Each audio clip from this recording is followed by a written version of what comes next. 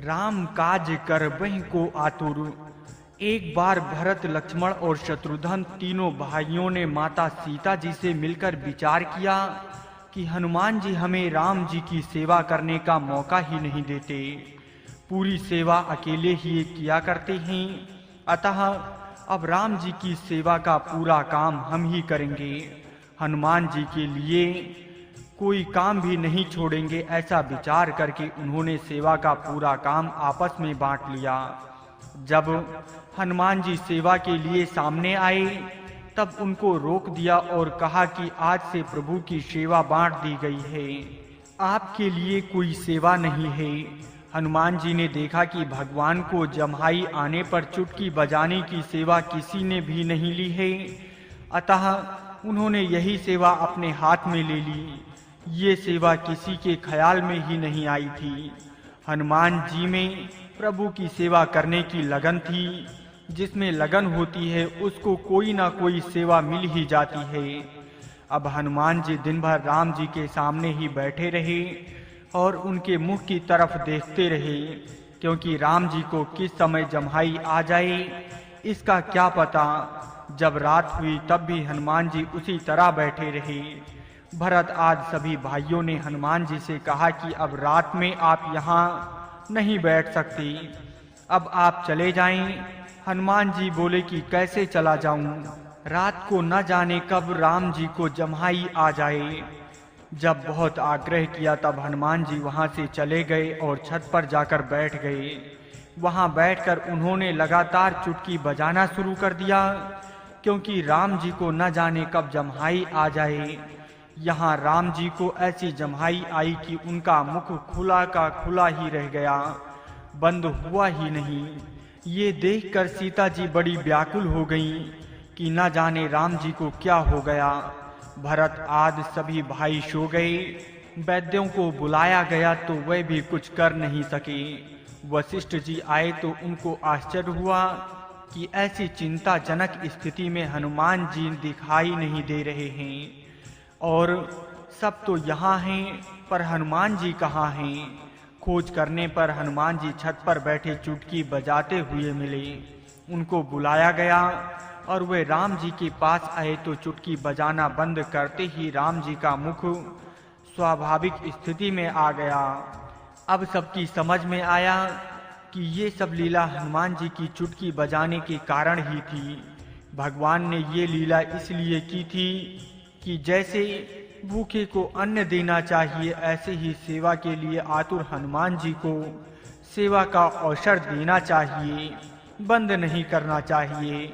फिर भरत आदि भाइयों ने ऐसा आग्रह नहीं रखा। 3 दिन का राज्य।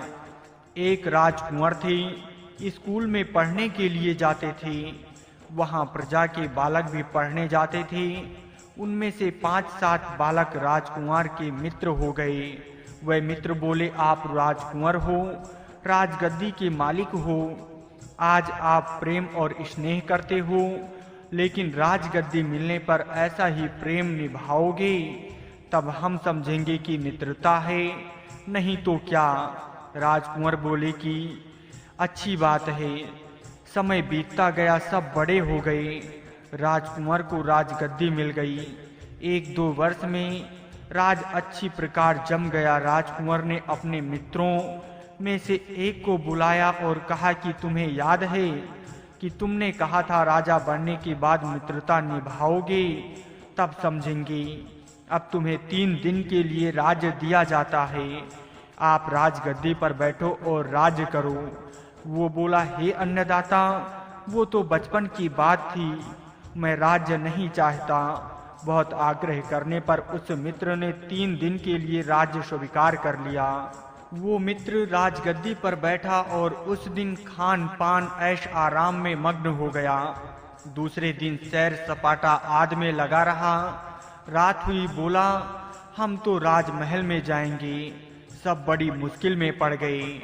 रानी बड़ी पतिव्रता थी। वो मित्र तो अड़ गया कि सब कुछ मेरा है, मैं राजा हूँ तो रानी भी मेरी है। रानी ने अपने कुल गुरु ब्राह्मण देवता से पूछवाया कि अब मैं क्या करूं। गुरुजी महाराज ने कहा, हे बेटी, तुम चिंता मत करो, हम सब ठीक कर देंगे। गुरुजी ने उस 3 दिन के लिए राजा बने मित्र से पूछा कि आप महलों में जाना चाहते हैं तो राजा की भांत जाना होगा, इसलिए आपका ठीक तरह से श्रृंगार होगा।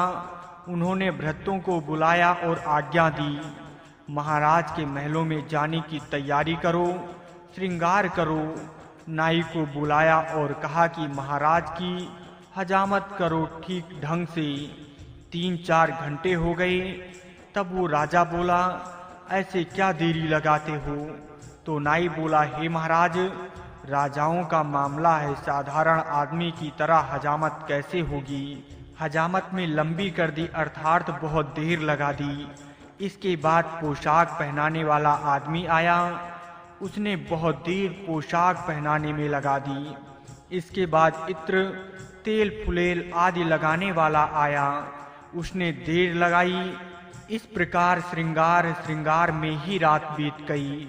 अब सुबह हो गई, अंतिम दिन था, समय पूरा हो गया और राजगद्दी वापस राजा साहब को मिल गई। राजा साहब ने अपने दूसरे मित्र को बुलवाया और आग्रह पूर्वक 3 दिन के लिए राज्य दे दिया और बोले कि मैं, मेरी स्त्री, मेरा घर, ये सब तो मेरे लिए हैं, मैं भी आपकी प्रजा हूँ, बाकी सारा राज्य आपका है। वो मित्र 3 दिन के लिए राजा बन गया। राज्य मिलते ही उस मित्र ने पूछा कि कितना अधिकार है? मंत्री ने जवाब दिया, हे महाराज, सारी फौज, पलटन, खजाना और इतनी पृथ्वी पर आपका राज्य है। उसने 10-20 योग्य अधिकारियों को बुलाकर कहा कि हमारे राज्य में कहाँ-कहाँ क्या-क्या चीज की कमी है, किसके क्या-क्या तकलीफें हैं, पता लगाकर मुझे बताओ। उन्होंने आकर खबर दी, फला फला गांव में पानी की तकलीफ है, कुआं नहीं है, धर्मशाला नहीं है, पाठशाला नहीं है। उस राजा ने हुक्म दिया कि सब गांवों में जहां जो कमी है 3 दिन में पूरी हो जानी चाहिए। खजांची को कह दिया कि मकान, धर्मशाला, पाठशाला, कुएं आदि बनाने में जो भी खर्च हो वो तुरंत दिया जाए। राजा का हुक्म होते ही अनेक लोग राजाज्ञा के पालन में लग गए। 3 दिन पूरे होते होते विभिन्न स्थानों से समाचार आने लगा कि इतना इतना काम हो गया है और इतना बाकी रहा। जल्दी पूरा करने का आदेश देकर उस मित्र ने राज्य वापस राजा को दे दिया। राजा बड़े प्रसन्न हुए और बोले कि हम तुम्हें जाने नहीं देंगे, अपना मंत्री बनाएंगे। हमें राज्य मिला, लेकिन हमने प्रजा का इतना ध्यान नहीं रखा जितना आपने 3 दिन में रखा है। अब राजा तो नाम मात्र के रहे और वो मित्र सदा के लिए उनका विश्वास पात्र मंत्री बन गया। इसी प्रकार हमें बाल्य अवस्था, युवा अवस्था और वृद्धा अवस्था, ऐसे 3 दिन के लिए भगवान की तरफ से राज्य मिला है। अब जो रुपया संग्रह और भोग में लगे हैं उनकी तो हजामत हो रही है और जो दूसरे मित्र की तरह सेवा कर रहे हैं उनको भगवान कहते हैं। मैं तो हूँ भगतन को दास, भगत मेरे मुकुट मणि। तो भाई, हमारे पास जो भी धन संपत्ति वैभव आदि हैं उसके द्वारा सबका प्रबंध करो, सबकी सेवा करो। ये राज्य 3 दिन के लिए मिला है। अब निर्णय अपने को करना है कि हजामत में समय खोना है या भगवान का विश्वास पात्र बनना है। लक्ष्मी जी हमारी माँ हैं, भगवान हमारे पिता हैं। निर्वाह के लिए लक्ष्मी माँ से ले लो, लेकिन लक्ष्मी जी को भोगना चाहते हैं, स्त्री बनाना चाहते हैं, ये पाप है। वो हमारी पूजनीय माँ हैं। सेवा भाव होगा तो माँ भी खुश होगी और पिताजी भी खुश होंगे। फिर हमें संसार में लौटने की आवश्यकता नहीं रहेगी। पिताजी के धाम में हमारा सदा निवास होगा।